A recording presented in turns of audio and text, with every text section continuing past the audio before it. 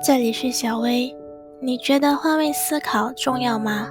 在我们的人生中，会遇到很多与自己完全不同的人，不仅仅是成长的环境不同，经历不同，价值观也不同，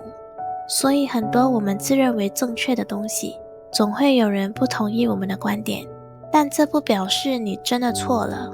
只是我们站的位置，看的东西都不一样罢了。我们可能因此感到委屈和愤怒，甚至在不知不觉中与对方渐行渐远。其实很多误解并不一定是谁的问题，而是我们都只站在自己的角度来看待问题。学会换位思考，不是为了争个输赢，也不是让你放弃自己的立场，它是一种愿意理解的姿态，也是一种内在的成长。最后，换位思考不是一方的责任，而是彼此之间的理解与共鸣。希望屏幕前的你，在任何事情上都能有另一方的理解与支持。